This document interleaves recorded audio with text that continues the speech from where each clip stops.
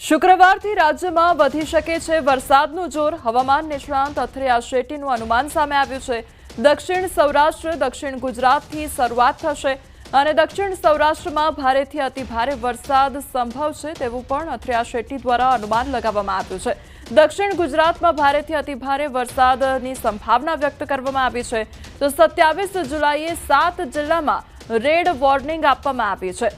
સુરત, નર્મદા, તાપી અને ડાંગ માટે red alert જારી કરવામાં આવ્યું છે। તો આ તરફ ભરૂચ, નવસારી, વલસાડમાં પણ રેડ એલર્ટ આપવામાં આવ્યું છે। 27 અને 28 જુલાઈએ પણ ભારે વરસાદની સંભાવના અથરે આશેટી દ્વારા વ્યક્ત કરવામાં આવી છે। તો સૌરાષ્ટ્ર, ઉત્તર ગુજરાતમાં ભારે વરસાદની સંભાવના વ્યક્ત કરી છે। અમદાવાદમાં પણ ભારે વરસાદ વરસી શકે છે। સપ્તાહના અંતમાં કચ્છમાં પણ મેઘમહેર થઈ શકે છે।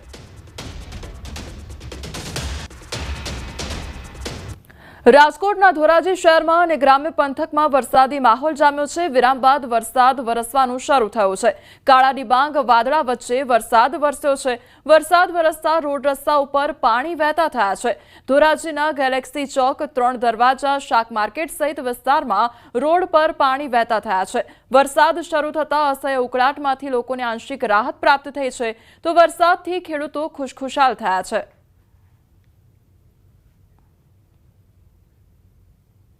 સુરત શહેરમાં પણ ધોધમાર વરસાદની શરૂઆત થઈ ગઈ છે। શહેરના અઠવા ગેટ, રાંદેર, અડાજણ સહિતના વિસ્તારોમાં વરસાદ ખાબક્યો છે। વિરામ બાદ વરસાદ થતાં ઠંડક પ્રસરી ગઈ છે। હવામાન વિભાગની આજે 4 જિલ્લામાં ભારે વરસાદની આગાહી સામે આવી છે। તો વલસાડ, ડાંગ, નવસારી, સુરતમાં ભારે વરસાદની આગાહી કરવામાં આવી છે। માછીમારોને 2 દિવસ સુધી દરિયો નહીં ખેડવા માટે સૂચના પણ આપવામાં આવી છે। હવામાન વિભાગની આગાહી વચ્ચે વરસાદનો બીજા રાઉન્ડની શરૂઆત થઈ ચૂકી છે। દ્રશ્ય જોઈ શકાય છે કે ધીરી ગતિએ શરૂ થયેલા વરસાદે ધમાકેદાર એન્ટ્રી કરી છે, જેને લઈને છેલ્લા 2 દિવસથી બફારાથી સુરતના લોકો ત્રાહિમામ પોકારી ચૂક્યા હતા। તેમને ચોક્કસપણે બફારાથી રાહત મળી છે। કહી શકાય કાળા ડિબાંગ વાદળો વચ્ચે જે રીતે સુરતનું વાતાવરણમાં પલટો થયો છે, જાણે સુરત હિલ સ્ટેશનમાં પરિવર્તિત થયો હોય તેવો નજારો જોવા મળી રહ્યો છે। બીજી બાજુ દક્ષિણ ગુજરાતમાં મહત્વનો પાક ડાંગરની રોપણી થઈ ગયા બાદ વરસાદની લાંબા સમયથી રાહ જોવાઈ રહી હતી, ત્યારે બીજો રાઉન્ડ શરૂ થતાની સાથે ધરતીપુત્રોમાં આનંદ જોવા મળી રહ્યો છે। કહી શકાય કે જે પ્રકારે હવામાન વિભાગે આગાહી કરી છે, આજે અને આવતીકાલ 2 દિવસની આગાહી છે, ત્યારે પહેલા જ દિવસથી દક્ષિણ ગુજરાત અને ખાસ કરીને સુરતમાં ધીરી ગતિએ શરૂ થયેલા વરસાદે ધમાકેદાર એન્ટ્રી કરી છે। સુરતનો અડાજણ વિસ્તાર હોય, રાંદેર હોય, પાલ હોય, વરાછા હોય કે ઉધના હોય, તમામ વિસ્તારોમાં આ જ ગતિએ વરસાદ વરસી રહ્યો છે। કેમેરામેન જીગર ગુગલ સાથે કીર્તેશ પટેલ, ન્યૂઝ 18 ગુજરાતી, સુરત। વડોદરામાં ફરી એકવાર બેફામ બન્યા છે અસામાજિક તત્વો અને મકરપુરામાં લુખ્ખા તત્વોએ આતંક મચાવ્યો છે। 2 ગેંગના સાગરીતો વચ્ચે મારામારી થઈ। જાહેરમાં મારામારીનો વિડીયો પણ વાયરલ થયો છે। બસ ડેપો નજીક મારામારી કરતા ભય પણ ફેલાયો છે। તો વડોદરાની આ ઘટના સામે આવી છે કે જ્યાં અસામાજિક તત્વોનો આતંક જોવા મળી રહ્યો છે। સંવાદદાતા હાર્દિક અમારી સાથે જોડાઈ ગયા છે। હાર્દિક, અસામાજિક તત્વોનો આતંક જોવા મળી રહ્યો છે, જાહેરમાં મારામારી કરવામાં આવી રહી છે, શું હતી આખી ઘટના?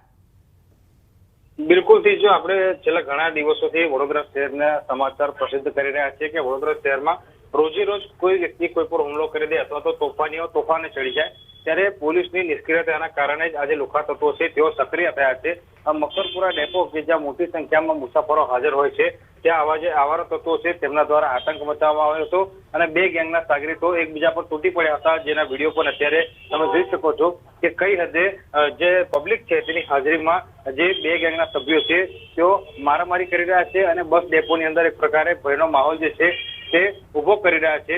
ત્યારે સ્થાનિક પોલીસનો જ્યારે લુખ્ખા તત્વોની કોઈ જાતનો ડર ના હોય ત્યાં પ્રકારનું વાતાવરણ વડોદરા શહેરમાં સર્જાયું છે અને જે સામાન્ય નાગરિકો હોય છે તેઓ અત્યારે વડોદરા શહેરના દેશટકમાં જીવી રહ્યા હોય તેમ લાગી રહ્યું છે।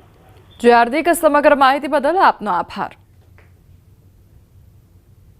આણંદમાં સિલિન્ડર ભરેલી ટ્રકમાંથી ગેસ લીકેજ થવાનો મામલો સામે આવ્યો છે। ઉમરેઠના પરવટા ગામ નજીક આ ઘટના બની છે। અચાનક ગેસ લીકેજ થતાં અફરાતફરી મચી ગઈ હતી।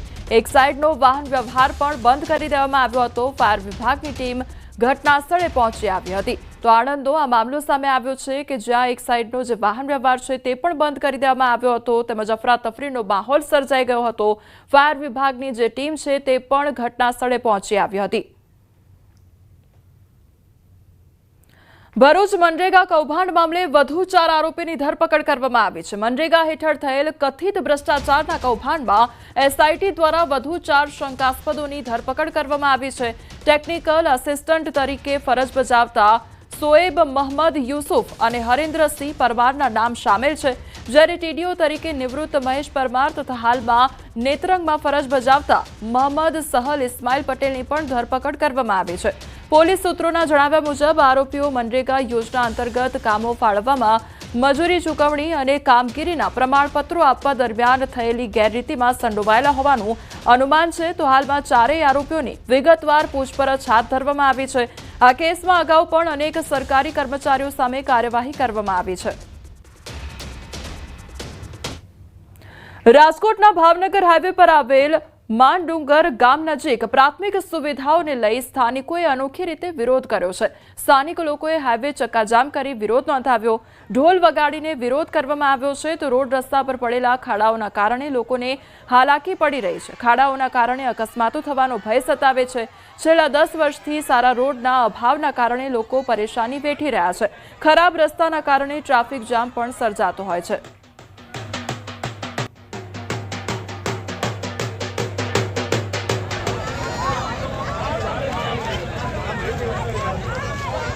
अरे बहुत समस्या भाई, बात ज पूछो में। खाड़ा मोटा मोटा, गाड़ी स्लीप थाई, केटला पड्या, केटला हाइटका भांग्या छे, कोई सामू ज नथी जोतुं। आ रोड रस्ता करवामां समझता ज नथी कोई। हमारी ये समस्या रे, खाड़ा रोड हाउ कचरो है, लपसियो है, या पानी भराए, छोकरा ने मांदा पड़ी जाए, इन्फेक्शन થઈ જાય, બહાર ની ગાડી નો केटला जणा पड्या है, કેટલા જલ્દી પડી જાય હાઉ ગોકુલ પાર્ક સોસાયટી બહુ જ સમસ્યા છે. રોડ ઉપર નકરા ખાડા ખાડા, બે જીવોથી બાયુને તકલીફ થાય, જણની ગાડીમાં 8-10 હજારના ખર્ચા આવે છે. વર્ષે નથી થતું. કેટલા રાજકોટના ભાવનગર હાઈવે પર એક અનોખો વિરોધ કરવામાં આવી રહ્યો છે. ઢોલ નગારાના નાદ સાથે જે છે એ અત્યારે અહીંયા વિરોધ કરવામાં આવી રહ્યો છે. વિસ્તારમાં શું પ્રશ્ન છે અને કઈ રીતે આખો વિરોધ? દિવસે ને દિવસે ખાડાનો પ્રોબ્લેમ વધતો જાય છે. કોઈ સરકાર કોઈ આમાં ધ્યાન દેતી નથી. અવારનવાર અરજી કરવા છતાંય આ રોડ રસ્તાનું કામકાજ એમને એમ ઊભું રહે છે. કેવી તકલીફ પડતી હોય છે? રોડ રસ્તા માટે અત્યારે બહુ જ તકલીફ પડે છે. માણસોને હાલવા ચાલવામાં બધી રીતે, ગાડીઓ થતા બધી તકલીફ પડે છે. તમે ઢોલ વગાડી રહ્યા છો, શા માટે ઢોલ વગાડી રહ્યા છો? ઢોલા રોડના રસ્તા માટે એનો બહુ કીચડ ને એવું છે, માણસો કેટલા પડે છે એ માટેનું છે. બરાબર. ઢોલ વગાડો શું કરો? આ ઢોલ બધી પબ્લિક ભેગી થાય, ઢોલ હોય એટલે એ માટે આ ઢોલ વાળાને રાખ્યા છે. હવે મેં અવારનવાર રજૂઆત કરી છે. આ બધું રોડાવાળાને કરવાનું હોય તો રોડાવાળા એમ કહે છે કે અમારી પાસે ગ્રાન્ટ નથી. તો એક બ્લોકે એ 35,000 રૂપિયા લે છે. 60 વારનું મકાન હોય તો 35,000 રૂપિયા એ લે છે. તો એ લોકો કાંઈ વિકાસ કરતા નથી. આ સોસાયટીને નથી. રસ્તાની પ્રશ્ન છે, રસ્તો બહુ ખરાબ છે.